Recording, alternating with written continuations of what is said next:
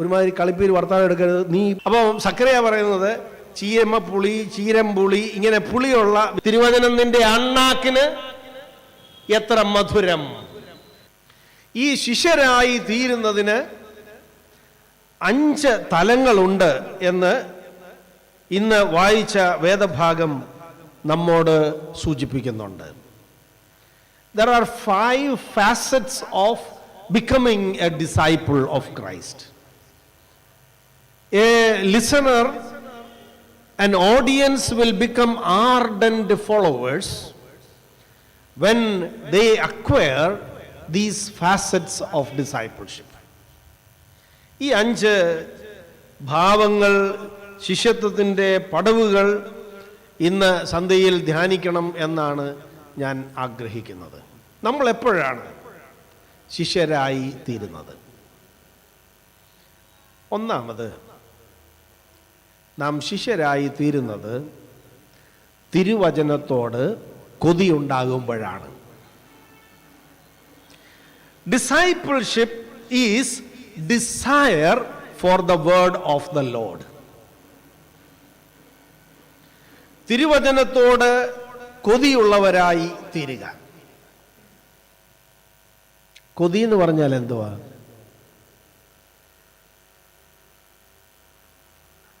ഇവിടെ ഇരിക്കുന്ന ഒരെണ്ണത്തിനും അറിയത്തില്ല കൊതി എന്ന് പറഞ്ഞാൽ. സഖറിയായുടെ ഒരു കഥയിൽ അദ്ദേഹം പറയുന്നുണ്ട്, ഞങ്ങൾ സുറിയാനി ക്രിസ്ത്യാനികൾ മാത്രമായി ഉപയോഗിക്കുന്ന ഒരു പദമുണ്ട്, യാക്കൂൺ. ഈ ന്യൂജൻ അതൊന്നും ഇല്ലെന്നാണ് എൻ്റെ വിചാരം, കാര്യം അവർക്ക് അതിന് പ്രശ്നമൊന്നുമില്ലല്ലോ. അപ്പോൾ സക്കറിയ പറയുന്നത് ചീരമ്മ പുളി, ചീരംപുളി, ഇങ്ങനെ പുളിയുള്ള വിഭവങ്ങൾ ഞങ്ങളുടെ സ്ത്രീജനങ്ങൾ പ്രത്യേക കാലങ്ങളിൽ അനിയന്ത്രിതമായി ആഗ്രഹിക്കുന്നതിനെയാണ് ഞങ്ങൾ യാക്കൂൺ എന്ന് പറയുന്നത് എന്ന് സക്കറിയ പറഞ്ഞുകൊണ്ട് നിങ്ങൾക്ക് വലിയ പ്രശ്നം വരത്തില്ല. നമുക്ക് നമ്മുടെ അമ്മച്ചിമാർക്കെല്ലാം പറയാമല്ലോ. കൊതി എന്ന് പറഞ്ഞാൽ that desire which is beyond control. അല്ലേ? നമുക്ക് അനിയന്ത്രിതമായ ആഗ്രഹത്തെയാണ് കൊതി എന്ന് പറയുന്നത്. അപ്പോൾ തിരുവചനത്തോട് നമുക്ക് ഒരു കൊതി ഉണ്ടാകുമ്പോഴാണ് നമ്മൾ ശിഷ്യത്വ യാത്രയിലേക്ക് പ്രവേശിക്കുന്നത്. അത് സ്ത്രീകൾക്ക് മാത്രം ഉണ്ടാകണമെന്നല്ല അതിൻ്റെ അർത്ഥം. യേശുനാഥാ നീതി സൂര്യ ഏകണം നിൻ ആത്മദാനം. എന്നിട്ട് മൂത്താമ്പാകൽ കൊച്ചുകുഞ്ഞുദേശി പറയും, തേൻ പൊഴിക്കും നീ പൊഴിക്കും തേൻമൊഴികൾ ഞങ്ങളുള്ളിൽ ആക്കിടുവാൻ. ബാക്കി എന്തുവാ? നീ പൊഴിക്കും തേൻമൊഴികൾ ഞങ്ങളുള്ളിൽ ആക്കിടുവാൻ പാരം കോതി നൽകിടേണം ദൈവമേ. പാരം കൊതി.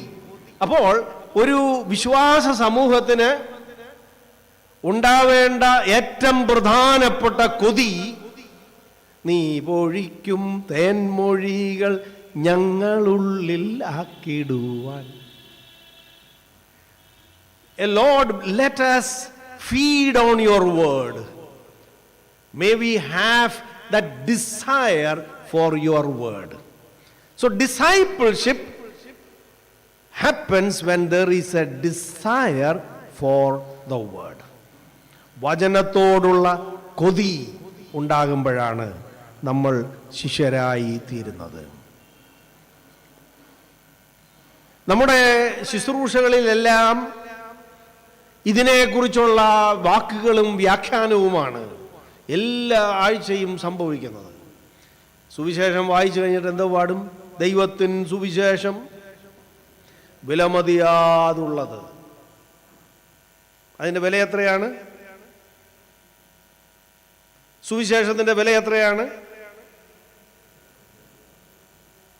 മധുരം മധുരം മനോഹരം. ചിലർ പാടും, മേൽത്തരമാം പൊൻ അതിനോടു തുല്യം. അങ്ങനെയാണോ? മേൽത്തരമാം പൊൻ അതിനോട് അതുല്യം. അപ്പോൾ സുവിശേഷം വിലമതിയാതുള്ളത്. You cannot determine the value of the word. എല്ലാ ഞായറാഴ്ചയും പാടും ദൈവത്തിൻ സുവിശേഷം വിലമതിയാതുള്ളത്. പിന്നെ തേനേക്കാൾ അധിക രസം.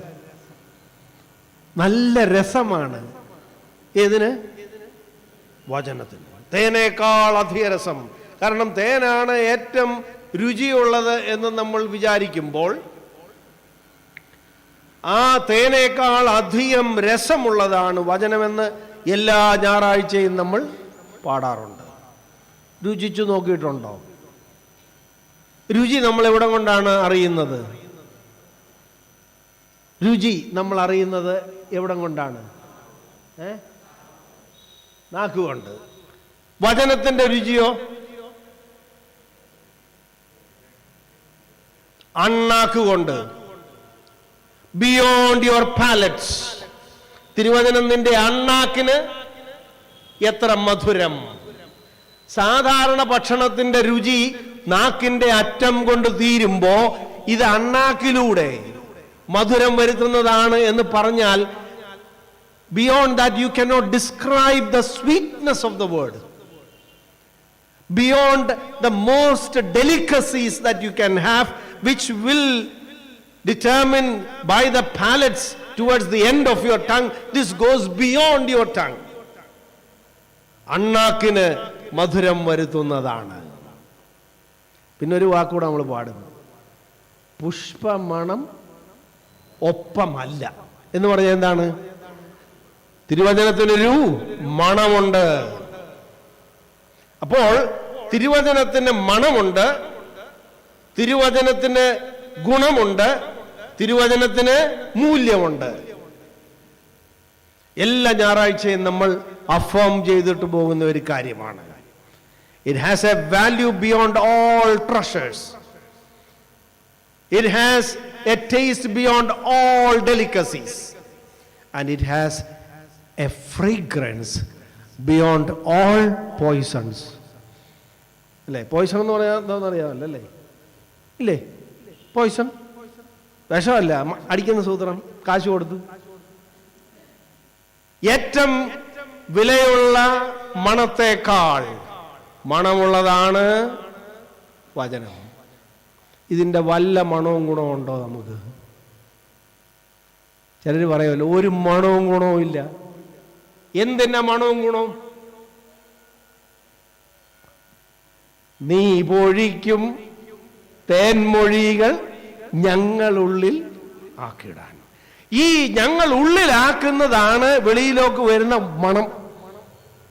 അതുകൊണ്ട് സെദറ പ്രാർത്ഥനയിൽ നമ്മൾ നിരന്തരം പറയും, ഞങ്ങളുടെ ശ്വാസം നിന്റെ വാസന കൊണ്ട് നിറയണം. കേട്ടിട്ടുണ്ടോ? ഞങ്ങളുടെ ശ്വാസം നിന്റെ വാസന കൊണ്ട് നിറയണം എന്ന് പറഞ്ഞാൽ ഇങ്ങോട്ട് പോകുമ്പം അവൻ ഊതാൻ പിടിച്ചാൽ നമ്മൾ ഊതുമ്പം എന്തിന്റെ മണം കിട്ടണം? വാ തുറന്നാൽ വചനത്തിന്റെ മണം കിട്ടണം.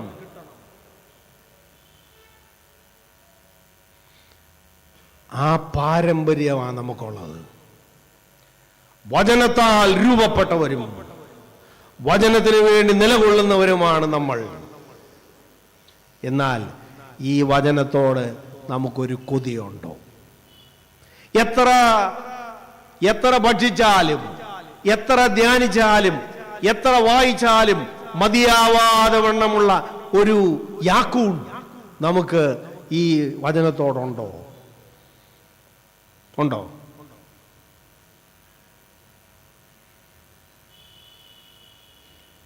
ഞങ്ങളുടെയൊക്കെ നാട്ടിൽ വായന എന്ന് പറഞ്ഞൊരു സമ്പ്രദായം ഉണ്ടായിരുന്നു. നിങ്ങളുടെയൊക്കെ നാട്ടിലുണ്ടായിരുന്നോ എന്ന് എനിക്ക് അറിഞ്ഞുകൂടാ. വായന അച്ഛൻ്റെ നാട്ടിലുണ്ടായിരുന്നു. വായന എന്താണ്? വാ അനക്കുക എന്ന് പറയാം. വടയും കാപ്പിയും കഴിക്കുന്നതിനുള്ള വാ അന, അതാണോ വായന? നമ്മുടെ സഭ രൂപപ്പെട്ടപ്പോൾ നവീകരണം വളരെ കാര്യമായി ജാഗ്രതയോടെ രൂപപ്പെട്ട് മുൻപോട്ട് വന്നപ്പോൾ പ്രാർത്ഥന യോഗങ്ങളില്ലായിരുന്നു. ഇപ്പോഴാണ് പ്രാർത്ഥന എന്നുള്ള പേര് നമുക്ക് വരുന്നത്, വീട്ടു പ്രാർത്ഥന എന്നുള്ള പേര് നമുക്ക് വരുന്നത്. പണ്ട് വായനകളെ ഉള്ളൂ. കാരണം എന്താണ്? ആ നാട്ടിൽ വായന അറിയാവുന്നത് ഒരാളോ രണ്ടുപേരോ മാത്രമേ കാണൂ. വേദപുസ്തകം എന്ന് പറയുന്നത് ആകെ ഒന്നോ രണ്ടോ കയ്യെഴുത്ത് പ്രതികളോ അല്ലെങ്കിൽ പ്രിന്റഡ് ബുക്കോ കാണുകയുള്ളൂ. ഈ വായന അറിയാത്തവർ ഒരാൾ വായിക്കുന്നത് കേൾക്കാൻ കൊതിയോടെ പോയിരുന്ന സ്ഥലമാണ് വായന.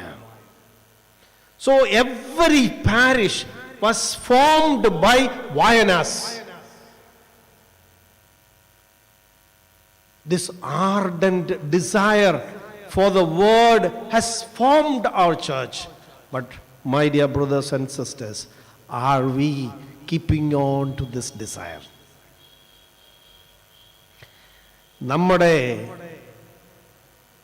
തലമുറയാണ് മാർത്തോമ്മ സഭയിൽ ഏറ്റവും വിദ്യാഭ്യാസമുള്ള തലമുറ.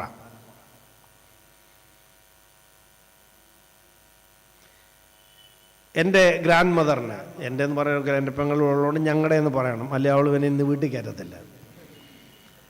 ഞങ്ങളുടെ ഗ്രാൻഡ് ഫാദറും ഇപ്പോൾ ഉണ്ടായിരുന്ന 100 വയസ്സ് 120 വയസ്സൊക്കെ ഉണ്ടായിരുന്നതിന് ഒന്നും പഠിച്ചിട്ടൊന്നും ഉള്ള ആളുകളല്ല. എന്നാൽ അവര് ചെറുപ്പത്തിൽ ഞങ്ങളോട് ചില വാക്യങ്ങൾ കാണാതെ പഠിക്കാൻ കാണാതെ പറഞ്ഞു തരുമായിരുന്നു. എങ്ങനെയാണ് അവരൊക്കെ ഈ വാക്യങ്ങൾ നമുക്ക് പറഞ്ഞു തന്നത്? വായിച്ചിട്ടാണ്. They were not able to read, but they consumed it. അവർ ഈ വാക്കുകളെ അവരുടെ ഉള്ളിലാക്കി. ആ ഉള്ളിലാക്കിയതാണ് അവർ നമ്മോട് പറഞ്ഞിട്ടുള്ളത്. എന്നാൽ നമ്മുടെ ഇന്നത്തെ തലമുറ എത്ര ഭാഷയിൽ വായിക്കാൻ നമുക്ക് എല്ലാവർക്കും അറിയാം? ഈ ഇരിക്കുന്ന ആരും വായന അറിയാത്തവരല്ല. എന്നാൽ നമ്മുടെ വല്യപ്പനും വല്യമ്മയ്ക്കും ഈ വചനത്തോടുണ്ടായിരുന്ന ആർത്തിയോ കൊതിയോ നമുക്കുണ്ടോ? ഈയിടെ ഞാനൊരു ചോദ്യം ചോദിച്ചു. മാർത്തോമാ സഭയിൽ ഏറ്റവും കൂടുതൽ വായിക്കപ്പെട്ടിട്ടുള്ള വേദഭാഗം ഏതാണ്? വല്ല പിടിയുണ്ടോ?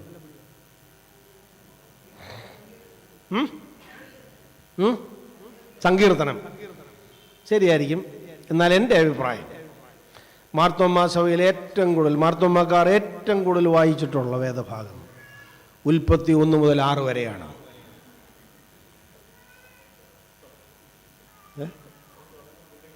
ഉൽപ്പത്തി 1 മുതൽ 6 വരെയുള്ള അധ്യായങ്ങളാണ് മാർത്തോമാക്കാർ ഏറ്റവും കൂടുതൽ വായിച്ചിട്ടുള്ളത്. എല്ലാ ആണ്ട് അവസാന ശുശ്രൂഷയ്ക്കും വന്നേച്ച് ഒരു പ്രതിജ്ഞ അങ്ങ് ചെയ്യും, ഈ ആണ്ട് ഞാൻ വേദോത്സവം വായിക്കും. ആദ്യത്തെ ആഴ്ച കൊണ്ട് അതിൻ്റെ കഥ കഴിയും. പിറ്റേ ആണ്ട് വീണ്ടും തുടങ്ങും. അതുകൊണ്ട് അടുത്ത ആണ്ടിൽ ദയവ് ചെയ്ത് 7 തൊട്ടേ വായിക്കാവൂ. കുറഞ്ഞ വർഷം 13 പോയി നിൽക്കും. ഞാൻ ബാംഗ്ലൂർ മാർത്തോമ്മ പള്ളിയിൽ ശുശ്രൂഷ ചെയ്യുമ്പോൾ എൻ്റെ സേവിയാ സംഘത്തിലെ അമ്മമാരോടും പെങ്ങന്മാരോടും പറഞ്ഞു, നാളെ രാവിലെ നിങ്ങളുടെ മോനെ ഹ്യൂസ്റ്റണിൽ നിന്നും ഉസ്ബെക്കിസ്ഥാനിൽ നിന്നും അന്റാർട്ടിക്കയിൽ നിന്നും ഉഗാണ്ടയിൽ നിന്നും ഒക്കെ വിളിക്കുമ്പം ഒരു ചോദ്യം ചോദിക്കണം. ഇന്ന് രാവിലെ നീ വായിച്ച വേദഭാഗം ഏതാണ്? അത് ഞെട്ടിപ്പോയി. കാരണം അവരുടെ ആയുസ്സിൽ ഇന്ന് വരെ ജോലിക്ക് പോയ മക്കൾ വേദപുസ്തകം വായിച്ചിട്ടുണ്ടോ എന്ന് ചോദിച്ചിട്ടില്ല. മോളെ നീ എന്താ വാടി കഴിച്ചത്? ആദ്യം എടുത്തു വെച്ച് വിളിക്കുന്നതാണ്. ഏതാ? ഉസ്ബെക്കിസ്ഥാനിലിരിക്കുന്ന മോളെ അമ്മ ആദ്യം വിളിക്കും, ചോദിക്കുന്നത് നീ എന്ത് കഴിച്ചു, അല്ലെ അവൾ ഇങ്ങോട്ട് വിളിക്കും. We would ask about anything and everything under the sun, but we never asked them whether they had read the Bible. അവൻ ചോദിച്ചു, എൻ്റെ അച്ഛൻ 50 വയസ്സുള്ളവരോട് ഞാൻ എങ്ങനെ കയറി ചോദിക്കുന്നത്? അവൻ്റെ മോളെ കെട്ടിക്കാറായി, ഞാൻ എങ്ങനെ ചോദിക്കും? അപ്പൊ ഞാൻ അവരോട് പറഞ്ഞു, ഈ ലോകത്തിൽ നീ വേദപുസ്തകം വായിച്ചോടാ എന്ന് ചോദിക്കാൻ അധികാരവും അവകാശവുമുള്ള ഏക സ്ത്രീ ആരാണ്? നിങ്ങൾ അമ്മയാണ്. അപ്പന്മാരോട് പറയാത്ത എന്താണെന്ന് വെച്ചാൽ അവർ പലരും വായിക്കത്തില്ല. അവർ തിരുമേനിമാരുടെ കൂട്ട് കുടുംബ പ്രാർത്ഥന ഇരിക്കത്തേ ഉള്ളൂ. നീ വായിരു. എന്നിട്ട് പുള്ളി ഒടിയിൽ ഒരു ആശീർവാദം അങ്ങ് പറയും. അപ്പൊ എല്ലാവരും അങ്ങ് മെത്ര പോലത്തെ ആ വീട്ടില്.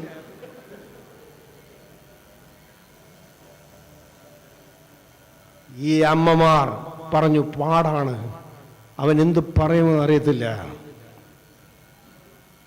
2 ആഴ്ച കഴിഞ്ഞപ്പോൾ ഒരമ്മച്ചി ആൻറ്റി എന്നോട് വന്ന് പറഞ്ഞു, അച്ചോ ഞാൻ പറ്റിച്ചു.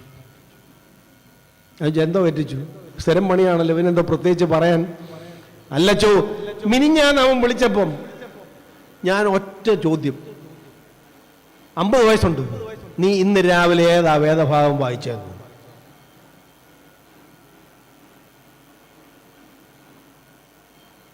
ആൻറ്റി പറഞ്ഞു, അവൻ ഒരു നിമിഷം ഒന്നും മിണ്ടിയില്ല. എന്നിട്ട് പറഞ്ഞു, അമ്മ നാളെ ഇത് ചോദിക്കണം, അമ്മ നാളെ ഇത് ചോദിക്കണം. ധൈര്യമുണ്ടോ ചോദിക്കാൻ നിങ്ങളുടെ മക്കളോട്? ചോദിക്കാൻ ധൈര്യമുണ്ടോ? കിൻഡർ ഗാർഡനിൽ പഠിക്കുന്ന കൊച്ചിനോട് ചോദിക്കാൻ ധൈര്യമുണ്ടോ? നീ ഇന്നെന്തോ രാവിലെ വായിച്ചെന്ന്? പിന്നെ എന്തിനാ പഠിപ്പിച്ചു വിട്ടത്? എല്ലാരെയും ഗ്രാജുവേഷനും post ഗ്രാജുവേഷനും ആനിമേഷനും. You are and we are making our children so literate, so professionally trained. But if we cannot ask them whether they have read the basic, why did you teach them? Why did you learn them? Why did you provide these provisions for them? ഇത് വളരെ ഗൗരവമായി നാം ചോദിക്കേണ്ട ചോദ്യമാണ്. ഞാൻ പറഞ്ഞല്ലോ, ഏറ്റവും വിദ്യാഭ്യാസമുള്ള ഒരു തലമുറയാണ് ഏറ്റവും കുറച്ച് വേദപുസ്തകം വായിക്കുന്നത്. Should we not be ashamed of it? ഞാൻ പോട്ടെ, നിങ്ങൾ എന്നെ വിളിച്ച് അബദ്ധമായിപ്പോയി എന്ന് പറയാതിരിക്കാൻ, അച്ഛനെ നാളെ വിളിച്ച് ഇനിയുള്ള ഈ ഇങ്ങനത്തെ സംഗതികളെ ഒന്നും വിളിക്കരുതെന്ന് പറയാതിരിക്കാനും ഞാൻ ആ ഭാഗം അവസാനിപ്പിക്കുകയാണ്. But my plea is, as families and as persons, let's have a desire. എന്തിനാണ് ലോകത്തിലുള്ള എല്ലാവരുടെയും ഫോൺ നമ്പർ മനസ്സിൽ കയറ്റി വെച്ചിരിക്കുന്നത്? എന്തിനാണ് വഴിയെ പോകുന്ന എല്ലാവരുടെയും കാറിന്റെ നമ്പർ പ്ലേറ്റ് മനസ്സിൽ കയറ്റി വെച്ചിരിക്കുന്നത്? ആ അങ്കിൾ പോന്നു 8927, യേശുവിന്റെ അമ്മയുടെ പേരെന്ന് പറഞ്ഞു വെച്ചാൽ ഐശ്വര്യ റായി എന്ന് പറയും. So we need to realize, we need to decide what should be in our memory. What should we that we feed on every day? എന്തിനോടാണ് കൊതി എന്നുള്ളത് നമ്മൾ തിരിച്ചറിയണം. അപ്പോൾ തിരുവചനത്തോടുള്ള കൊതിയാണ് ശ്രോതാക്കളെ ശിഷ്യരാക്കി മാറ്റുന്നത്. Desire for the word. അതുകൊണ്ട് ഞാൻ നിങ്ങളെ ആരെയും കുറ്റം പറയാൻ വേണ്ടി വന്നതല്ല. നമുക്കൊരു തീരുമാനം ഉണ്ടാവണം. We should ensure that our children are reading Bible. Our children should see that we are reading Bible. Because without this, we will never become disciples. അതിന് ഒരു താല്പര്യം ഉണ്ടാവണം, അതിന് ഒരു തീരുമാനം ഉണ്ടാവണം.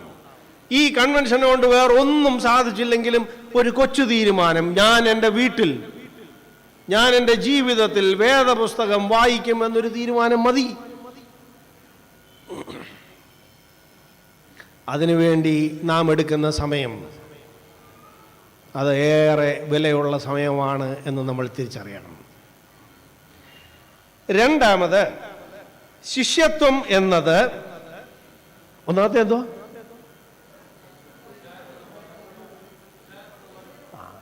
Discipleship is desire for the word of God. ശിഷ്യത്വം എന്ന് പറയുന്നത് തിരുവചനത്തോടുള്ള കൊതിയാണ്. 2, ശിഷ്യത്വം എന്നത് തോറ്റുപോയവർക്കുള്ള ക്ഷണമാണ്. ശിഷ്യത്വം തോറ്റുപോയവർക്കുള്ള ക്ഷണമാണ്. Discipleship is desperate moments becoming decisive. യേശു ആദ്യമായിട്ടൊരു കൺവെൻഷൻ നടത്തുവാണ്. നമ്മൾ ആദ്യമായിട്ട് ഒരു കാര്യം ചെയ്യുമ്പം നമ്മൾ എങ്ങനെയായിരിക്കും അത് ചെയ്യുക? We will have much preparation. ഒത്തിരി ആലോചനയും ഒത്തിരി ശ്രദ്ധയും ഒക്കെ നമുക്ക് വേണം. കാരണം നമ്മൾ സാധാരണ പറയുന്നത് എന്താണ്? Well begun is half done. നന്നായി ചെയ്ത് തുടങ്ങിയാൽ പകുതി കാര്യങ്ങൾ നന്നായി എന്ന് നമുക്കറിയാം. എന്നാൽ അവൻ ഗന്നസരത്ത് തടാകത്തിൻ്റെ കരയിൽ നിൽക്കുമ്പോൾ പുരുഷാരം ദൈവവചനം കേൾക്കേണ്ടതിന് അവനെ തിക്കിക്കൊണ്ടിരിക്കെ 2 പടക് കരയ്ക്ക് അടുത്ത് നിൽക്കുന്നത് അവൻ കണ്ടു. അവയിൽ നിന്ന് മീൻ പിടിക്കാർ ഇറങ്ങി വല കഴുകുകയായിരുന്നു. അവരെന്തിനാ വല കഴുകിക്കൊണ്ടിരുന്നേ? അവര് രാത്രി മുഴുവൻ മീൻ പിടിക്കാൻ പോയി. എന്തോരം കിട്ടിയോ? ഒന്നും കിട്ടിയില്ല. രാവിലെ ആയപ്പോൾ എന്ന് പ്രത്യേകിച്ച് പറയുന്നില്ലെങ്കിലും രാത്രി കഴിഞ്ഞിട്ടാണ് എന്നൊരു സൂചന നമുക്കിതിൽ നിന്ന് വായിച്ചെടുക്കാം. പകലായപ്പോൾ അവർ കടലിന് അരികെ വന്നു. പടക് കരയ്ക്കോട് ചേർത്ത് നിർത്തി ഈ പടകിൽ നിന്ന് ഇറങ്ങി വല കഴുകുകയാണ്. എന്ന് പറയുന്നത് എന്തിനാണ്? വല കഴുകി ഉണക്കാനിട്ടിട്ട് അവർക്ക് കടലിൽ നിന്ന് തിരിച്ച് കരയിലേക്ക് കയറണം. ഇവരുടെ ശാരീരികമായ അവസ്ഥ എന്താണ്? They are physically exhausted. Physically exhausted. Mentally down. Physically exhausted, mentally down അല്ലേ? Financially bankrupt, professionally failed. ഇവരുടെ ഒരു ശാരീരികമായ അവസ്ഥ, മാനസികമായ അവസ്ഥ, സാമ്പത്തികമായ അവസ്ഥ, തൊഴിൽപരമായ അവസ്ഥ എന്താണ്? They are not in the best mood of their life. They are not in the best mode of their life. അന്നോ? അല്ല. അവരെ സംബന്ധിച്ചിടത്തോളം അവർ തളർന്നും തകർന്നും നിൽക്കുന്ന ഒരു സന്ദർഭമാണ്. വേറെ വിധത്തിൽ പറഞ്ഞാൽ അവർ തോറ്റു നിൽക്കുന്ന ഒരു സന്ദർഭമാണ്. അവർ ആർപ്പ് വിളിച്ചുകൊണ്ടല്ല ഈ പടകുമായി കരയിലേക്ക് വന്നിട്ടുള്ളത്. അവർ വല കഴുകുമ്പോൾ അവരുടെ കൈകളിൽ സന്തോഷത്തിന്റെ ചലനമല്ല, അവരുടെ കൈകളിൽ തളർച്ചയുടെ തണുപ്പാണ്. അവരുടെ ചലനങ്ങളിൽ ആഹ്ലാദത്തിന്റെ പൂത്തിരികളൊന്നുമില്ല. അവരുടെ ദേഹം ക്ഷീണിച്ചതാണ്, മനസ്സ് തളർന്നതാണ്, തൊഴിലിൽ പരാജയപ്പെട്ടതാണ്, പോക്കറ്റ് കാലിയാണ്. They consider themselves as useless and failed. തോറ്റുപോയവരാണ്. അങ്ങനെ തോറ്റുപോയവരുടെ അടുത്തേക്കാണ് യേശു ചെല്ലുന്നത്. They are desperate people. തോറ്റുപോയവരുടെ അടുത്തേക്ക് യേശു ചെന്നിട്ട് പറയുകയാണ്, Can you be of some use to me? Can you help me? എന്നെ ഒന്ന് സഹായിക്കാമോ എന്ന് യേശു ചോദിക്കുന്നത് തിളങ്ങി നിൽക്കുന്നവരോടല്ല, തിളക്കം നഷ്ടപ്പെട്ടു നിൽക്കുന്നവരോടാണ്. വിജയത്തുടിപ്പിൽ നിൽക്കുന്നവരോടല്ല, തോറ്റു നിൽക്കുന്നവരോടാണ്. യേശുവിൻ്റെ ആദ്യത്തെ കൺവെൻഷൻ യോഗം നമുക്ക് തരുന്ന സന്ദേശം എന്താണെന്ന് ചോദിച്ചാൽ, തോറ്റുപോയവരെ കൂടെ നിർത്തുന്ന ഒരാളാണ് യേശു എന്നാണ്. Your desperate moments can become decisive in your life. നമ്മളോടാണ് യേശു ചോദിക്കുന്നതെങ്കിൽ നമ്മൾ എന്തു പറഞ്ഞേനെ? നിന്റെ പടകും നിന്റെ സമയവും നിന്റെ ശേഷിയും ഒക്കെ എനിക്ക് തരാമോ എന്ന് ചോദിച്ചാൽ നമ്മളാണെങ്കിൽ എന്തു പറയും? Not today. Surely I will be of much help to you once I am feeling healthy. ഇപ്പൊ എൻ്റെ ശരീരം ക്ഷീണിച്ചതാണ്. എൻ്റെ ക്ഷീണിച്ച ശരീരം കൊണ്ട് നിനക്ക് പ്രയോജനമൊന്നും ഇല്ല. എനിക്കാണെങ്കിൽ ഇന്ന് മൂടില്ല.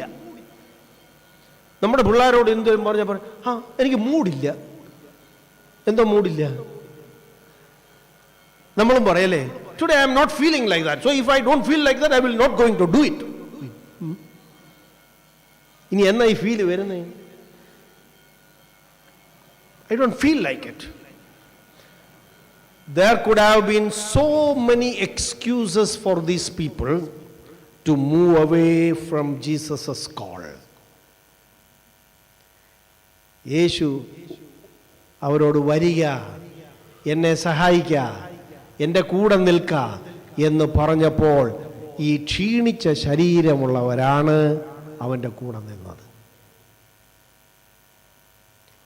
അതുകൊണ്ട് പ്രിയമുള്ളവരെ, യേശു ശിഷ്യത്വത്തിലേക്ക് നമ്മെ ക്ഷണിക്കുമ്പോൾ നമ്മുടെ ശരീരം ക്ഷീണിച്ചതാണോ, നമ്മുടെ മുട്ടിന് വേദനയുണ്ടോ, നമുക്ക് വാദമുണ്ടോ, തളർച്ചയുണ്ടോ, നമ്മുടെ മാനസികമായിട്ട് നമുക്ക് ഉല്ലാസം ഇല്ലയോ, ഞാനിക്ക് തൊഴിൽപരമായി ക്ഷീണിച്ച് നിൽക്കുകയാണോ, ബാങ്കിൽ പൈസ കുറവാണോ, doesn't matter. Jesus needs you. Your desperate moment can become a discipleship moment.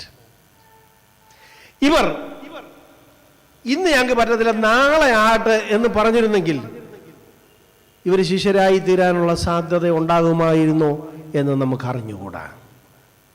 But in spite of their pitiful situation, in spite of a situation where they considered themselves as failed and useless, they allowed Jesus to use them. നമ്മുടെ ജീവിതത്തിന്റെ ഏറ്റവും പതറി നിൽക്കുന്ന സന്ദർഭങ്ങളിൽ പോലും കർത്താവിന് നമ്മെ ഉപയോഗപ്പെടുത്തുവാൻ കഴിയും പ്രിയമുള്ളവരെ. അതുകൊണ്ട് our usefulness to Christ is not based on our evaluation about ourselves. നമുക്ക് നമ്മുടെ ശേഷിയെക്കുറിച്ച് നല്ല ബോധ്യം ഇല്ലാത്തപ്പോൾ പോലും കർത്താവിന് നമുക്ക് ശേഷിയില്ലാത്ത ശരീരത്തെ കൊണ്ട് ഉപയോഗമുണ്ട്.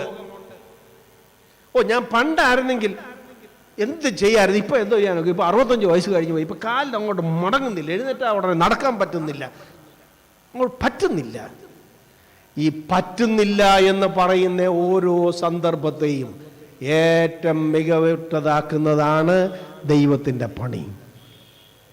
So when you consider yourself as less than useful, when you consider yourself as failed, when you consider yourself as not achievers, God in Jesus Christ is giving you that golden opportunity that your desperate moment become a decisive moment in your life. തോറ്റുപോയവർക്കുള്ള ക്ഷണമാണ് ശിഷ്യത്വം. യേശു അവന്റെ പടകിലോട്ട് കയറി, എന്നിട്ട് പറഞ്ഞു, now ഈ പടകിനെ ഈ കരയിൽ നിന്ന് ഈ ആഴത്തിലോട്ട് നീക്കണം. I need your boat. നിന്റെ ഈ ഒഴിഞ്ഞ പടകിനെ നീ കാണുമ്പോ നിന്റെ ഒഴിഞ്ഞ പടക് നിനക്ക് നിരാശയാണ് തരുന്നതെങ്കിലും നിന്റെ ഒഴിഞ്ഞ പടക് എനിക്കൊരു ഓപ്പർച്യൂണിറ്റിയാണ് തരുന്നത്. നിന്റെ രോഗത്തിന്റെ അവസ്ഥ ദൈവത്തിന് നിന്നിൽ പ്രവർത്തിക്കാനുള്ള ഒരു അവസരമാണ്. നമ്മുടെ ജീവിതത്തിന്റെ താഴ്ചയും തകർച്ചയും ദൈവത്തിന് നമ്മിൽ പ്രവേശിക്കുവാനും ദൈവത്തിന് നമ്മെ ഉപയോഗപ്പെടുത്താനുമുള്ള ഗോൾഡൻ മൊമെന്റ്സ് ആണ്. So our desperate moments are not deserting moments. Our desperate moments can become divine moments. അതുകൊണ്ടാണ് ഇന്ന് രാവിലെ നമ്മൾ പറഞ്ഞു, crisis moments can become Christ moment. നമ്മുടെ പ്രതിസന്ധിയുടെ നിമിഷങ്ങൾ ദൈവത്തിന്റെ ഇടപെടലിന്റെ നിമിഷങ്ങളായി മാറാൻ ഏറെയേറെ സാധ്യതകളുണ്ട്. So if you think that you are a failed person, God in Jesus Christ is standing near to you saying, I need you. തോറ്റുപോയവർക്കുള്ള ക്ഷണമാണ് ശിഷ്യത്വം. മൂന്നാമത് നമ്മൾ ഈ വേദഭാഗത്ത് വായിക്കുന്നത് ഡിസിഷൻ മേക്കിംഗ് ബിയോണ്ട് എക്സ്പെർട്ടൈസ്. തീർച്ചകൾക്കപ്പുറമായുള്ള അനുസരണം. തീർച്ചകൾക്കപ്പുറമായുള്ള അനുസരണം. ഈ ബോട്ടിൽ യേശു കയറി, പടകിൽ യേശു കയറി, എൻ പടകിൽ യേശു ഉണ്ട് എന്നൊക്കെ നമ്മൾ പാടാറുണ്ട്. ഈ പടകിൽ യേശു കയറി, യേശു ഈ പടകിലിരുന്ന് പ്രസംഗിച്ചപ്പോൾ ഈ പത്രോസും കൂടെയുള്ളവർ എന്ത് ചെയ്ത് കാണുമെന്നുള്ളത് ഇവിടെ വേദഭാഗത്ത് പറയുന്നില്ല. എന്നാൽ എന്ത് ചെയ്ത് കാണാം? തലേദിവസം രാത്രി എന്തോ ചെയ്യുമായിരുന്നു? മീൻ പിടിക്കുമായിരുന്നു. മീൻ പിടിച്ചപ്പോൾ അവർക്ക് മീൻ പിടിക്കുമ്പോൾ മീൻ കിട്ടിയാൽ ക്ഷീണമുണ്ടെങ്കിലും സന്തോഷമുണ്ട്. ഈ വല ഇട്ടിട്ടും ഇത് ഒന്നും കിട്ടാതെ വരുമ്പം ക്ഷീണം കൂടുമോ കുറയുമോ? ക്ഷീണം കൂടും. കാര്യം ഒന്നുമില്ലാതെ വരുമ്പം ക്ഷീണം കൂടും. അങ്ങനെ വളരെ ക്ഷീണിച്ചിരിക്കുന്ന ആളുകൾ അവർ സ്വസ്ഥമായിട്ട് ആ വള്ളത്തെ കയറി ഇരുന്നപ്പോൾ അവർ സാധാരണഗതിയിൽ നമ്മൾ പള്ളിയിലിരിക്കുന്ന പോലെ ആകാൻ സാധ്യതയുണ്ട്.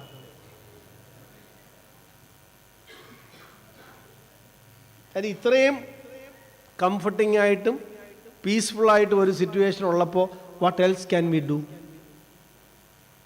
എനിക്കതുകൊണ്ട് പള്ളിയിൽ ഇരുന്നുറങ്ങുന്നവരെ കാണുമ്പോൾ ഭയങ്കര സന്തോഷമാണ്. സത്യമാണ്. കാര്യം എന്നാണെന്നറിയാമോ? ഈ ലോകത്തിലെ ഒരു മനുഷ്യന് കിട്ടാവുന്ന ഏറ്റവും വലിയ സുഖം എന്താണ്? ഉറക്കമാണ്. പള്ളി അല്ലാതെ ആർക്ക് ഈ സുഖം കൊടുക്കും? നമുക്കൊന്ന് ഉറങ്ങാൻ പറ്റിയില്ലെങ്കിൽ എന്ത് ബുദ്ധിമുട്ടാണ്. അപ്പോൾ ദൈവസന്നിധിയിൽ അല്ലാതെ എവിടെ ഇരുന്ന് ഉറങ്ങാൻ പറ്റും? അതുകൊണ്ടല്ലേ നമ്മൾ പാടുന്നത്, ഉറക്കത്തിന് സുഖവും തന്നൻ അരികെ നിന്ന കൃപയാൽ, അല്ലേ? അപ്പോൾ പള്ളി ഇരുന്ന് ഉറങ്ങിയ അച്ഛനും മൈൻഡ് ചെയ്യത്തില്ലെന്നാണ് എൻ്റെ വിചാരം. എനിക്കും വലിയ സന്തോഷം. അത്രയും ഒരാളിന് അത്രയും സമാധാനം കിട്ടിയല്ലോ എന്നോർത്ത് നമ്മൾ മനസ്സിൽ സ്തോത്രം പറയണം. അടുത്തിരുന്ന ഒരാൾ ഉറങ്ങുന്ന കണ്ട അല്ല തെള്ളി ഇങ്ങനെ ഒന്നും ഉണർത്തരുത്, അവരുറങ്ങട്ടെ. അപ്പോൾ പത്രോസ് ഉറങ്ങിയോ ഇല്ലയോ എന്ന് നമുക്കറിയത്തില്ല. പക്ഷേ ഈ പ്രസംഗം കഴിഞ്ഞപ്പോൾ പത്രോസ് എന്ത് വിചാരിച്ച് കാണും? ഇനിയും എങ്ങോട്ട് പോകാം? കരയ്ക്ക് പോകാം. ബിക്കോസ് കരയിലോട്ട് പോയവരാണ്, അവരവരുടെ ടൈം ഷെഡ്യൂളൊക്കെ ഒന്ന് റീഷെഡ്യൂൾ ചെയ്തതാണ് ഈ കർത്താവിന് ഉപകാരപ്പെടത്തക്കവണ്ണം. അപ്പോൾ ഈ കർത്താവിന് നമ്മുടെ പടവ് കൊടുത്തു, കർത്താവ് പ്രസംഗിച്ചു, ഹാപ്പി, അവർ നന്നായിട്ട് കേട്ട് കാണും എന്നാണ് എൻ്റെ വിചാരം. അപ്പോൾ തിരിച്ച് തുഴയാൻ തുടങ്ങിയപ്പോഴാണ് കർത്താവ് പറയുന്നത്, നിങ്ങൾ ആഴത്തിലേക്ക് നീക്കി മീൻ പിടുത്തത്തിന് വലയിറക്കുവിൻ എന്ന് പറഞ്ഞു. നമുക്കെല്ലാം അറിയാവുന്ന കാര്യമാണ്. ഈ വേദഭാഗം നമ്മൾ എത്രയോ പ്രാവശ്യം കേട്ടതാണ്, അതുകൊണ്ട് നമുക്കറിയാവുന്ന കാര്യമാണ്. ഉടനെ പത്രോസ് പറഞ്ഞു, എന്തു പറഞ്ഞു? This is not the time to fish. മീൻ പിടുത്തത്തിനുള്ള സമയം ഇപ്പോഴല്ല. എപ്പോഴായിരുന്നു? ഇന്നലെ രാത്രിയായിരുന്നു. കാരണം ഇന്നലെ രാത്രിയിൽ ഞങ്ങൾ മീൻ പിടിക്കാൻ പോയത് അത് നല്ല സമയമായിരുന്നത് കൊണ്ടാണ്. ഇതാരാ പറയുന്നത്? ഫിഷിങ്ങിൽ PhD എടുത്ത ആളാണ് പറയുന്നത്. കാരണം ഇദ്ദേഹം ജനിച്ച് വീണത് ഈ കടലിൻ്റെ മടിത്തട്ടിലേക്കാണ്. കടലിൻ്റെ ഓരോ നാടി മിടിപ്പും അദ്ദേഹത്തിന് അറിയാവുന്നതാണ്. ഇപ്പം മീൻ പിടിക്കണമെന്ന് പറഞ്ഞ പുള്ളിക്ക് PhD എന്തിലാണ്? കാർപ്പൻ്ററിയിലാണ്. വള്ളം ഉണ്ടാക്കാൻ അറിയാവുന്ന ആൾ മീൻ പിടിക്കുന്ന ഡിപ്പാർട്ട്മെന്റിൽ കയറി ഇടപെടുന്നത് ശരിയാണോ? യേശുവിന് വള്ളം ഉണ്ടാക്കാൻ അറിയാം. പത്രോസിന് വെള്ളത്തിൽ എപ്പോൾ മീൻ കിട്ടുമെന്നറിയാം. അപ്പോൾ യേശു പത്രോസിനോട് പറയാണ്, ഇപ്പോൾ നീ മീൻ പിടുത്തത്തിന് വല ഇറക്കണം. അപ്പോൾ പത്രോസ് പറഞ്ഞു, എനിക്ക് നല്ല ഉറപ്പുണ്ട് ഇപ്പൊ മീൻ കിട്ടത്തില്ല, എങ്കിലും നിന്റെ വാക്കിന് ഞാൻ വലയിറക്കാം എന്ന് പറഞ്ഞാൽ എന്താണ്? എനിക്ക് തീർച്ചയുള്ള കാര്യങ്ങളിൽ ഞാൻ നീ പറയുന്നത് കേൾക്കാം. അതുകൊണ്ടാണ് ഞാൻ പറഞ്ഞത്, ശിഷ്യത്വം എന്ന് പറയുന്നത് decision making beyond our expertise. എനിക്ക് നല്ല ഉറപ്പുള്ള കാര്യങ്ങളിൽ ഞാൻ നിന്നെ അനുസരിക്കാം എന്ന് പറയുന്നിടത്താണ് ശിഷ്യത്വം ഉണ്ടാകുന്നത്. നമ്മൾ യേശുവിനെ അനുസരിക്കുന്നത്, ദൈവശബ്ദം കേൾക്കാൻ ആഗ്രഹിക്കുന്നത് നമുക്ക് ഉറപ്പുള്ളപ്പോഴാണോ ഉറപ്പില്ലാത്തപ്പോഴാണോ? പറ. നമുക്ക് ഉറപ്പുള്ളപ്പോഴാണോ നമുക്ക് ഉറപ്പില്ലാത്തപ്പോഴാണോ നമ്മൾ ദൈവത്തിൻ്റെ വചനം, ദൈവത്തിൻ്റെ ശബ്ദം അന്വേഷിക്കുന്നത്? നമുക്ക് ഉറപ്പുള്ള ഏതെങ്കിലും കാര്യത്തിൽ നമ്മൾ കർത്താവിനോട് ചോദിക്കുമോ? ഇല്ല. We always listen to the word of God when we are not sure. And we will never listen to the word of God where we are sure. But discipleship is not listening to God's word when we are not sure, but discipleship is listening to God's word, God's voice when we are pretty sure. ഞാൻ ഉദാഹരണം പറയാം.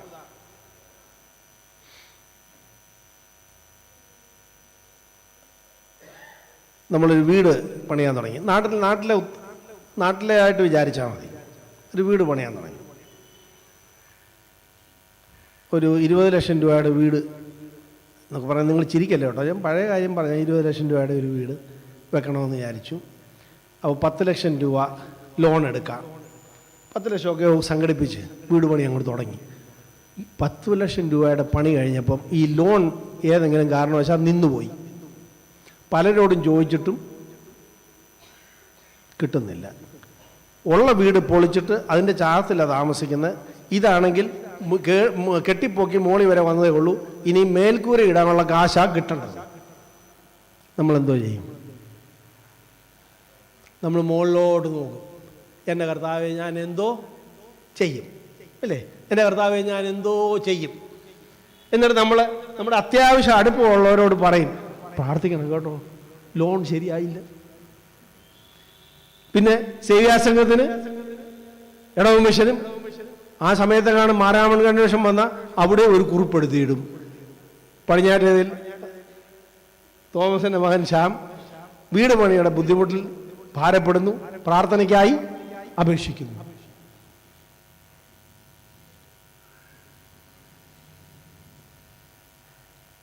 അങ്ങനെ ഇരുന്നപ്പോൾ കേരള ഭാഗ്യക്കുറി Onam bumper 2 കോടി അടിച്ചു. ഏതെങ്കിലും ഒരു മാർത്തോമക്കാരൻ ഉപവാസ പ്രാർത്ഥന നടത്തി ഈ 2 കോടി എന്ത് ചെയ്യണമെന്ന് ആലോചിച്ചിട്ടുണ്ടോ? ഉണ്ടോ? 10 ലക്ഷം കിട്ടാതിരിക്കുമ്പോൾ മുകളിലോട്ട് നോക്കും. 10 ലക്ഷത്തിന് പകരം 1,90,00,000 വന്നു ചേരുമ്പം ഏതെങ്കിലും മോളെ ഒന്ന് പ്രാർത്ഥിച്ചോണം ഇതെന്ത് ചെയ്യണമെന്ന് ചോദിച്ചിട്ടുണ്ടോ? We never ask. മാർത്തോമാ സഭയിൽ ഒരു മനുഷ്യൻ പോലും ഉള്ള കാശ് എന്ത് ചെയ്യണമെന്ന് ദൈവത്തോട് ചോദിച്ചിട്ടില്ല. ഇല്ലാത്ത കാശ് എന്തോ ചെയ്യണമെന്ന് ചോദിച്ചിട്ടുണ്ട്. am I right? ഇതാണ് ശിഷ്യത്വത്തിന്റെ പ്രശ്നം. We always look for Lord's word and Lord's ways when we are in trouble and when we are not sure. But Peter says, we are sure this is not the best time, but we will follow you.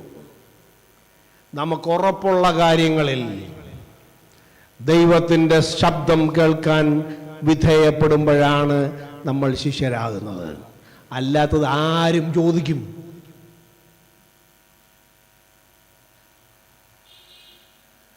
രാവിലെ കട്ടിലേന്ന് എഴുന്നേക്കാൻ തുടങ്ങുമ്പോൾ കാലനങ്ങുന്നില്ലെങ്കിൽ നമ്മളെന്തോ പറയും? രാവിലെ കട്ടിലേന്ന് എഴുന്നേക്കാൻ തുടങ്ങുമ്പോൾ കാലനങ്ങുന്നില്ല, കാല് പൊങ്ങുന്നില്ല, നമ്മളെന്തോ ചെയ്യും? ആ കിടപ്പിൽ മുകളിലോട്ട് നോക്കും. അയ്യോ എന്തോ ചെയ്യും? എനിക്കാണെ 50 പണിയുണ്ട്, ഇന്നും മുഴുവൻ പോയി. ഇത് രാവിലെ എഴുന്നേക്കുമ്പോൾ കാല് സ്പ്രിങ് പോലെ ആടിയാൽ ആരെങ്കിലും ചോദിക്കുമോ ഈ നല്ല കാലുകൊണ്ട് എന്ത് ചെയ്യണമെന്ന്? ചോദിച്ചിട്ടുണ്ടോ? So we always consult God when we are not sure. ഇത് ശിഷ്യത്വം അല്ല. ശിഷ്യത്വം രാവിലെ എഴുന്നേൽക്കുമ്പോൾ ഉന്മേഷമുള്ള കാലുകൾ ഉണ്ടായാൽ, വളരെ കൃത്യമായി പ്രഭാത കൃത്യങ്ങൾ ചെയ്യാനിടയായാൽ, ഇന്ന് പകൽ കൊണ്ട് ഞാൻ എന്തു ചെയ്യണമെന്ന് ചോദിക്കുന്നതാണ്. എൻ്റെ കയ്യിൽ എനിക്ക് ആവശ്യത്തിലോ ആവശ്യത്തിലധികമോ വന്നു ചേരുന്നതിനെയൊക്കെ എന്ത് ചെയ്യണമെന്ന് ചോദിക്കുന്നതാണ്. What shall I do with the best in my life? ഞങ്ങൾ സാധാരണ പണ്ട് അച്ഛന്മാർ പള്ളി പറയുമായിരുന്നു. ഞാൻ അതിനും പള്ളി പറഞ്ഞിട്ടുണ്ട്. ഞാൻ ചിലപ്പോഴെങ്കിലും പ്രാർത്ഥിക്കും, കർത്താവേ എൻ്റെ ഇടവകയിൽ 2-3 പിള്ളേർക്കെങ്കിലും 10ാം ക്ലാസ്സിൽ 210 കിട്ടണേ. പണ്ട് അറിയാമോ 10ാം ക്ലാസ് 210 കിട്ടുന്നേ? ഓ, നിങ്ങളെല്ലാം ഇവിടെ പഠിച്ചാണല്ലോ. ഓക്കെ, 210 എന്ന് പറയാൻ നിരങ്ങി ജയിക്കുക.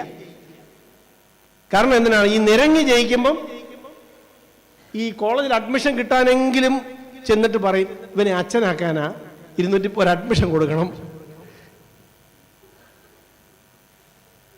ഇവന് 600-ൽ 590 കിട്ടിയാൽ ഏതെങ്കിലും ഒരുത്തം പ്രാർത്ഥിക്കുവോ ഇവനെ? കാര്യം നമുക്കറിയാം ഈ 590 ഉള്ളവനെ എന്ത് ചെയ്യണമെന്ന്, ഇല്ലയോ? അപ്പൊ എനിക്ക് അച്ഛന് 210 കിട്ടിയുള്ളതെന്നാണ് അവരുടെ വിചാരം.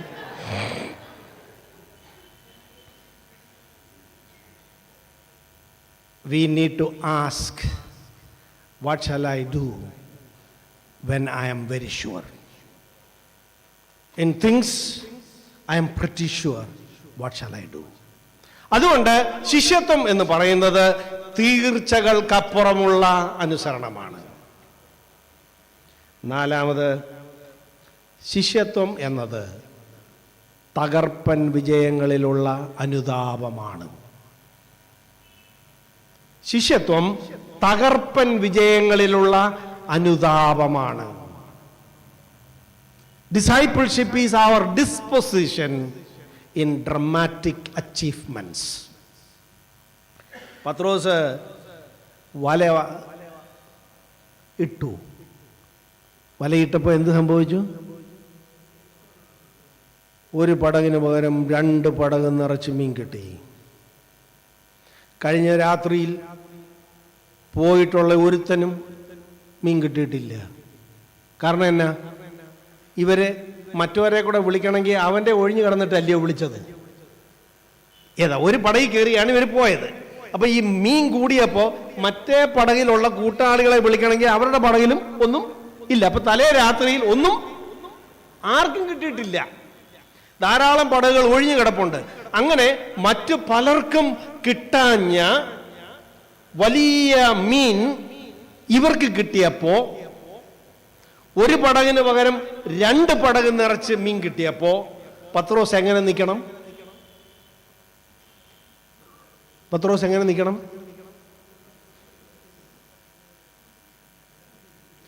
God blessed me. ദൈവം എന്നെ അനുഗ്രഹിച്ചു. ഞാൻ ഒഴിഞ്ഞ പെട്ടിയുമായിട്ട് വന്നു. ഇപ്പൊ 1 അല്ല 2 പെട്ടി നിറച്ചുണ്ട്, 2 പടക് നിറച്ചുണ്ട്.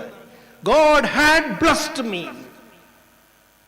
ഇതാണ് കിടക്കുന്നത്. പുള്ളി നിലത്ത് കിടപ്പുണ്ട്. 2 പടക് മീൻ കിട്ടിയപ്പോ നിവർന്ന് നിൽക്കുന്നതിന് പകരം സാഷ്ടാംഗം കിടക്കുകയാണ് പത്രോസ്. കാര്യം എന്നാ? In dramatic achievements he is repenting, confessing.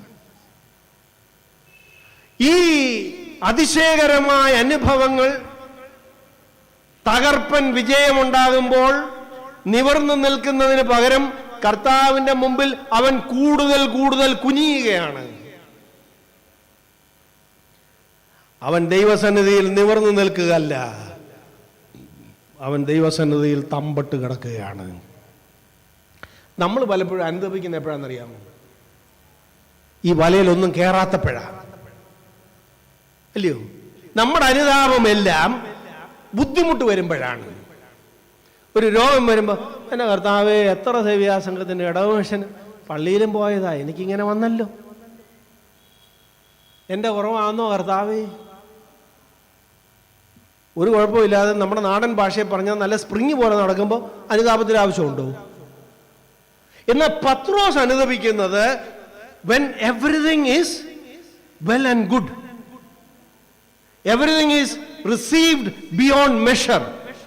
ആവശ്യത്തിൽ അധികം ലഭിക്കുമ്പോൾ ആവശ്യത്തിൽ അധികം അനുദപിക്കുന്ന, ദൈവസന്നിധിയിൽ വിധേയപ്പെടുന്ന, ദൈവസന്നിധിയിൽ വിനയപ്പെടുന്ന അനുഭവത്തിലേക്ക് പത്രോസ് പ്രവേശിക്കുകയാണ്.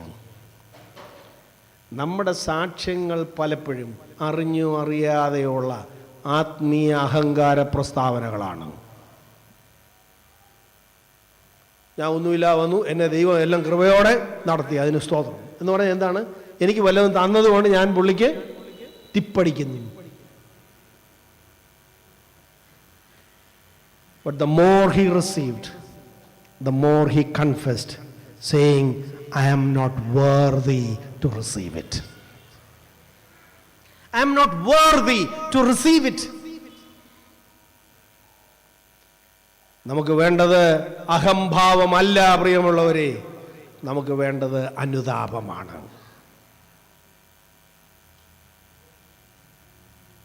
The more we receive, the more we should say that I am not worthy for it. അത് അലങ്കാരമായിട്ടല്ല,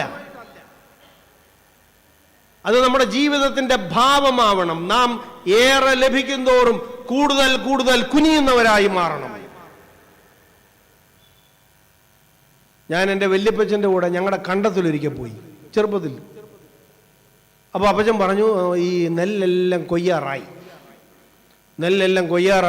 അപ്പം നമ്മൾക്ക് നെല്ല് കാണാൻ പാവെന്ന് പറഞ്ഞു. അപ്പോൾ ഞാൻ അപ്പച്ചൻ്റെ കൂടെ പോയി. ഞാൻ അവിടെ ചെന്നപ്പോൾ ഞങ്ങളുടെ കണ്ടത്തിൽ 5 or 6 നെല്ല് മാത്രമേ ഉള്ളൂ സ്റ്റഡി ആയിട്ട് നിൽക്കുന്നത്. ബാക്കിയെല്ലാം ഞാൻ മനസ്സിലായോ? അപ്പം ഞാൻ പറഞ്ഞു, അപ്പച്ച 5 നെല്ലേ ഉള്ളല്ലോ നല്ലത്, ഇങ്ങനെ നേരെ നിൽക്കുന്നേ, ബാക്കിയല്ല ഇങ്ങനെ കുനിഞ്ഞു കിടക്കുവാന്നല്ലോ എന്ന്. അപ്പം അപ്പച്ചൻ പറഞ്ഞു, ആ നേരെ നിൽക്കുന്നത് മങ്ക.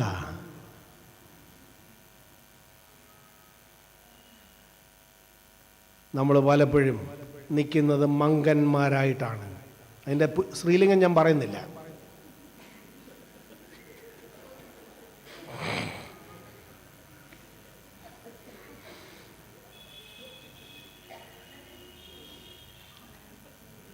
പലപ്പോഴും നമ്മുടെ ഒരു നിപ്പ് എന്നേക്കാൾ ഇനി ആരാ ഉള്ളത് നോക്ക്.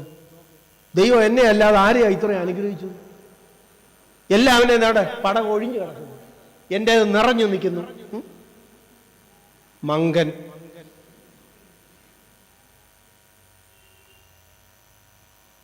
The more we receive, the more unworthy we should feel. അവസാനമായി, discerning the worth of Jesus. ഞാൻ 4 കാര്യങ്ങൾ ഇതുവരെ പറഞ്ഞു. ശിഷ്യത്വം എന്ന് പറയുന്നത് തിരുവചനത്തോടുള്ള കൊതിയാണ്, തോറ്റുപോയവർക്കുള്ള ക്ഷണമാണ്, തകർപ്പൻ തീർച്ചകൾക്ക് അപ്പുറമുള്ള അനുസരണമാണ്, തകർപ്പൻ വിജയങ്ങളിലുള്ള അനുതാപമാണ്. Discipleship is a desire for God's word. Discipleship is desperate moment becoming decisive. Discipleship is decision making beyond our expertise.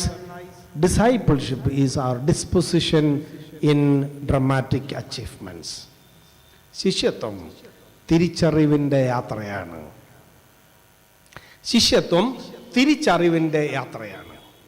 Discipleship is discerning the worth of Jesus. ഇവർ 2 പടക് മീനുമായി കരയിലേക്ക് വന്നു. കരയിലേക്ക് വന്നിട്ട് അടുത്ത വാചകം നമ്മൾ വായിക്കണം. പിന്നെ അവർ പടകുകളെ കരയ്ക്ക് അടുപ്പിച്ചിട്ട് സകലവും വിട്ട് അവനെ അനുഗമിച്ചു. അതിലൊരു ചെറിയ സ്പെല്ലിംഗ് മിസ്റ്റേക്ക് ഇല്ലയോ? ശരിക്കും പറഞ്ഞാൽ എന്താ സംഭവിക്കേണ്ടത്? പിന്നെ അവർ പടകുകളെ കരയ്ക്ക് അടുപ്പിച്ചിട്ട് സകലവും വിറ്റ് അവനെ, അതല്ലായിരുന്നു ബെറ്റർ? ഈ സകലവും വിറ്റ് അവനെ അനുഗമിച്ചു എന്ന് പറയുന്നതല്ലയോ സകലവും വിട്ട് അവനെ അനുഗമിച്ചു എന്ന് പറയുന്നതിനേക്കാൾ നല്ലത്? കുറച്ചുകൂടെ ബുദ്ധിയും മാനേജ്മെന്റ് എക്സ്പെർട്ടീസും ഇവർക്കുണ്ടായിരുന്നെങ്കിൽ അവർ പറഞ്ഞേനേയും, ഇന്നലെ ആർക്കും ഒന്നും കിട്ടിയിട്ടില്ല, ഡിമാൻഡ് ആൻഡ് സപ്ലൈ അനുസരിച്ച് ഇന്നലത്തെ മീനിൻ്റെ ഇരട്ടി വില ഇന്ന് കിട്ടും, അതുകൊണ്ട് ഞങ്ങൾക്ക് ഇച്ചിരി സമയം തന്നാൽ ഞങ്ങൾ ഇത് വിറ്റിട്ട് ആ കാശ് കൊണ്ട് നിന്റെ കൂടെ വരാം. ആഫ്റ്റർ ഓൾ ഈ മീൻ ആര് കൊടുത്തതാ? ദൈവകൃപയാൽ കിട്ടിയതല്ലയോ? ഈ ദൈവകൃപയാൽ കിട്ടിയ മീനിനെ അവിടെ വിട്ടേച്ച് പോയത് ദൈവകൃപയെ നിന്ദിക്കുമല്ലയോ? അന്നോ അല്ലയോ? അവർ ചെയ്തത് ശരിയാണോ? അന്നോ? അങ്ങനെ അങ്ങോട്ട് വിട്ടിട്ട് പോകാൻ തുടങ്ങിയാൽ എവിടെ ചെന്ന് നിൽക്കും? യേശു ഒരിക്കലും പറഞ്ഞില്ല നിങ്ങളുടെ ആ മീൻ, ദൈവം കൊടുത്ത മീൻ വിലയില്ലാത്തതാണെന്നോ അത് വെറുതെ കളഞ്ഞേച്ച് പോകണമെന്നോ ഒന്നും യേശു പറയുന്നില്ല. യേശു ഈ ലോകത്തെ നമ്മൾ സ്വീകരിക്കുന്ന ആളാണ്, ഈ ലോകത്തിൽ നമ്മുടെ ജീവിതത്തെ നിലനിർത്തുന്നയാളാണ്. അതുകൊണ്ട് ദൈവം നൽകുന്നതിനെല്ലാം ഉപേക്ഷിച്ചിട്ട് പോകണമെന്നൊന്നും പറയുന്ന ആളല്ല യേശു. പിന്നെ എന്തിനാണ് ഇവർ സകലവും വിട്ട് യേശുവിനെ അനുഗമിച്ചു എന്ന് ചോദിച്ചാൽ, ഇവർ ഈ പടക് കരയ്ക്ക് അടുപ്പിച്ചപ്പോൾ ഇവര് ഈ മീനിനെ നോക്കിയിട്ട് കർത്താവിനെ നോക്കി, എൻ്റെ വിചാരം. എന്നിട്ട് ഇവര് കർത്താവിനോട് അങ്ങ് പോയി. കാര്യം എന്താണെന്നറിയാമോ? അവരുടെ നോട്ടത്തിൽ ഈ കർത്താവ് തന്ന മീനിനേക്കാൾ വില ആർക്കുണ്ട്? കർത്താവിനുണ്ട്. So they discerned the value of God and God's gift. ദൈവത്തിനും ദൈവം തരുന്ന ദാനത്തിനും തമ്മിലുള്ള വില വ്യത്യാസം അവർക്ക് കൃത്യമായി മനസ്സിലായി. When they discerned the worth of Jesus more than what God had given them, they followed him. ശിഷ്യത്വം എന്ന് പറയുന്നത് കർത്താവിൻ്റെ വില തിരിച്ചറിയുന്നതാണ്. മോർ ദാൻ എനിത്തിങ് എൽസ്, യേശുവിൻ്റെ വില തിരിച്ചറിയുന്നതാണ് ശിഷ്യത്വം. ഞാൻ എൻ്റെ വാക്കുകൾ അവസാനിപ്പിക്കുകയാണ്. എനിക്ക് ഏറെ സങ്കടമുള്ള ഒരു വേദഭാഗമുണ്ട്. ആ വേദഭാഗം, അവൻ ഒരു വീട്ടിൽ പന്തിയിലിരിക്കുമ്പോൾ ഒരു സ്ത്രീ ഒരു ഭരണി സ്വച്ഛ ജടാമാംസി തൈലം കൊണ്ടുവന്ന് ഭരണി പൊട്ടിച്ച് അവൻ്റെ തലയിൽ ഒഴിച്ചു. അവൻ്റെ ശിഷ്യന്മാർ അത് കണ്ടിട്ട് എന്തു പറഞ്ഞു? ഈ വെറും ചെലവ് എന്തിന്? ഇത് 300-ലധികം വെള്ളിക്കാശിന് വിറ്റിട്ട് ദരിദ്രർക്ക് കൊടുക്കാമായിരുന്നല്ലോ എന്ന് പറഞ്ഞു. ഈ സ്ത്രീക്ക് വട്ടുണ്ടോ? ഒരു സ്ത്രീ യേശു അവരുടെ വീട്ടിൽ വന്നപ്പം അവരുടെ വീട്ടിൽ അവൾക്കുണ്ടായിരുന്ന ഏറ്റവും വിലയേറിയ സ്വച്ഛ ജടാമാംസി തൈലം 300 വെള്ളിക്കാശിൽ അധികം വിലയുള്ളത് എന്ന് പറഞ്ഞാൽ, ഒരാൾ ഒരു വർഷത്തിൽ കൂടുതൽ അധ്വാനിച്ചാൽ കിട്ടാവുന്ന പണം കൊണ്ട് സ്വരൂപിച്ചത് ഇത്രയും പ്രഷ്യസ് ആയിട്ടുള്ളത് പൊട്ടിച്ച്, അല്ലാതെ ഇങ്ങനെ ഒട്ടിച്ചല്ല, പൊട്ടിച്ച്, നമ്മളതിങ്ങനെ തുറന്നു വെച്ച് ഇങ്ങനെ തൂത്തരയും, ബാക്കി നമ്മൾ വീട്ടിൽ വെച്ചറിയും. ഇത് പൊട്ടിച്ച് എന്ന് പറഞ്ഞാൽ എന്താണ്? മുഴുവനായി അവന്റെ തലയിൽ ഒഴിച്ചപ്പോ അവന്റെ കൂടെ 3 വർഷം നടന്നവർ പറഞ്ഞു, ഈ തലയ്ക്ക് ഇത്രയും വിലയില്ല. What A waste! 300 വെള്ളിക്കാശിന് വിലയുള്ള തൈലം ഒഴിക്കത്തക്കവണ്ണം ഈ തെണ്ടിയുടെ തലയ്ക്ക് വിലയുണ്ടോ? ഇതവര് പറഞ്ഞത്. ഇതിനേക്കാൾ നല്ലത് വഴിയെ പോകുന്ന തെണ്ടികൾക്ക് കൊടുക്കുന്നതാണ്. ആരായി പറഞ്ഞത്? 3 വർഷം കൂടെ നടന്നവർ. എന്നിട്ട് എൻ്റെ ചങ്ക് പിടയ്ക്കുന്നത് എപ്പോഴാണെന്നറിയാമോ? അത് വായിച്ചിട്ട് അടുത്ത വാചകമാണ്. അവർ അവിടെ നിന്നിറങ്ങിയപ്പോൾ അവൻ്റെ ശിഷ്യന്മാരിൽ ഒരുത്തനായ ഇസ്കറിയാത്ത യൂദ മഹാപുരോഹിതന്മാരുടെ അടുക്കൽ ചെന്നിട്ട് 30 വെള്ളിക്കാശ് തന്നാൽ ഞാൻ അവനെ കാണിച്ചു തരാം എന്ന് പറഞ്ഞു. അവൻ യേശുവിൻ്റെ തലക്കിട്ട വില എത്ര? 30. ഈ പാവപ്പെട്ട സ്ത്രീ 300-ലധികം. ആരാ ശിഷ്യർ? ആരാണ് ശിഷ്യൻ? ഈ 30 വെള്ളിക്കാശിന് തൂക്കി കൊടുത്തവനാണോ? ഈ 300 വെള്ളിക്കാശിന്റെ ഒഴിച്ചവളാണോ? ആരാ? So discipleship is how much value you give to the Lord. ഈ ശിഷ്യന്മാർ അവർക്ക് 2 പടക് നിറച്ച് മീൻ കിട്ടിയിട്ടും അതിനേക്കാൾ വിലയുള്ളവനായി യേശുവിനെ കണ്ടപ്പോൾ അവർ ശിഷ്യരായി മാറി. അതിലും ഈ പുള്ളി ഉണ്ടായിരുന്നതിന് സംശയമുണ്ട്. ദ പോയിന്റ് ഈസ്, യേശു പറഞ്ഞു, നീ എനിക്കിടുന്ന വില അനുസരിച്ചാണ് നീ എൻ്റെ ശിഷ്യനാണോ അല്ലയോ എന്ന് തീരുമാനിക്കപ്പെടുന്നത്.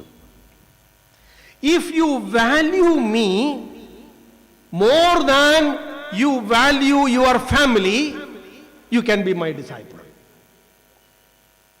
If you value me more than your land, then you can be my disciple. ഒരുവന് തൻ്റെ നിലങ്ങളെയോ പുരയിടത്തെയോ കാളയെയോ കഴുതയെയോ മക്കളെയോ ഭാര്യയെയോ കാൾ അധികം എനിക്ക് വിലയിടുന്നില്ല എങ്കിൽ അവർക്ക് എൻ്റെ ശിഷ്യനായിരിക്കാൻ കഴിയുകയില്ല. വാശിയിൽ കർത്താവിൻ്റെ വില എത്രയാണ്? നമ്മുടെ ഫ്ലാറ്റിൻ്റെ അത്രയും വില കർത്താവിനുണ്ടോ? നമ്മുടെ ജോലിയുടെ അത്രയും വില കർത്താവിനുണ്ടോ? നമ്മുടെ ബിസിനസ്സിനേക്കാൾ വില കർത്താവിനുണ്ടോ? നമ്മുടെ മക്കളെക്കാൾ കൂടുതൽ വില കർത്താവിനുണ്ടോ? നമ്മുടെ സേവിങ്സിനേക്കാൾ കൂടുതൽ കർത്താവിന് വിലയുണ്ടോ? Discipleship will boils down to this question: what is the value for Jesus in your life? യേശുവിന് നമ്മുടെ ജീവിതത്തിലുള്ള വില നാം എത്ര ഇടുന്നു എന്നതനുസരിച്ചാണ് നമ്മൾ ശിഷ്യത്വ യാത്രയിലേക്ക് പ്രവേശിക്കുന്നത്. കർത്താവിൽ നിന്ന് പ്രാപിച്ചതിലധികം കർത്താവിന് വിലയിടുമ്പോൾ, കർത്താവിൽ നിന്ന് പ്രാപിച്ച മകനെ കർത്താവ് പറഞ്ഞപ്പോൾ കൊണ്ടുപോയി വിറകടുക്കി മുകളിൽ വെച്ച് കത്തിയെടുത്ത് വീശിയപ്പോൾ അബ്രഹാം ആരായി? വിശ്വാസികളുടെ പിതാവായി. അല്ലാതെ ഒരുമാതിരി കളിപ്പേര് വർത്താനം എടുക്കരുത്. നീ കുറേ നാൾ കൊതിപ്പിച്ച് 13 കൊല്ലം ഞാൻ നോക്കിയിരുന്ന് എനിക്ക് തന്ന ഈ കൊച്ചനെ എനിക്കിപ്പോൾ തരാൻ സൗകര്യമില്ല എന്ന് പറഞ്ഞിരുന്നെങ്കിൽ അവൻ വിശ്വാസികളുടെ പിതാവാകത്തില്ല, ഇസഹാക്കിന്റെ പിതാവായനെയും. Whose father or mother, whose follower will you and me become in worship? കർത്താവേ, എൻ്റെ ആരോഗ്യത്തെക്കാൾ, എൻ്റെ ആലോചനയേക്കാൾ, എൻ്റെ ജീവിതത്തെക്കാൾ അധികം ഞാൻ നിന്നെ സ്നേഹിക്കുന്നു, ഞാൻ നിന്നെ വിലമതിക്കുന്നു, ഞാൻ നിന്നെ കരുതുന്നു എന്ന് നാം പറയുമ്പോൾ നമ്മൾ പ്രകാശത്തിൻ്റെ ഗോപുരമായി മാറും. ശിഷ്യത്വം കർത്താവിന് നാം ഇടുന്ന വിലയിൽ നാം പ്രകാശിക്കപ്പെടുന്നതാണ്. എൻ്റെ വാക്കുകളെ അവസാനിപ്പിക്കുകയാണ്. കർത്താവ് നമ്മെ ശിഷ്യത്വത്തിലേക്കാണ് ക്ഷണിക്കുന്നത്. ഈ കൺവെൻഷൻ ആരംഭിച്ചപ്പോൾ ഭയങ്കര തിരക്കായിരുന്നു. പുരുഷാരം ദൈവവചനം കേൾക്കേണ്ടതിന് അവനെ തിക്കിക്കൊണ്ടിരുന്നു. യേശുവോട് നിന്ന് പോയപ്പോൾ എത്ര പേര് കൂടെ പോയി? 4, 3, 6 പേര് അല്ലയോ? എത്ര പേര് പോയി? So few. There was an opportunity for all these people to become his disciples. ഈ ശ്രോതാക്കൾക്കെല്ലാം ശിഷ്യരാകാനുള്ള ക്ഷണമാണ് യേശു നൽകിയത്. എന്നാൽ ഒരു പിടി ആളുകൾ മാത്രമേ അവൻ്റെ അനുയായികളായി തീർന്നുള്ളൂ. ഞാൻ ഈ പള്ളിയിൽ നിന്ന് പോകുമ്പോൾ ഞാൻ ശ്രോതാവായിട്ടല്ല, ഞാൻ ശിഷ്യനായി പോകും. ശിഷ്യരായി പോകത്തക്കവണ്ണം കർത്താവിനെ എൻ്റെ ജീവിതത്തിൽ വിലയിടും എന്ന് പറഞ്ഞ് നാം നമ്മെ തന്നെ ദൈവകരങ്ങളിൽ സമർപ്പിക്കുമ്പോൾ, പ്രിയമുള്ളവരെ, നമ്മൾ വിശ്വാസയാത്രയിൽ വഴിവിളക്കുകളായിത്തീരും.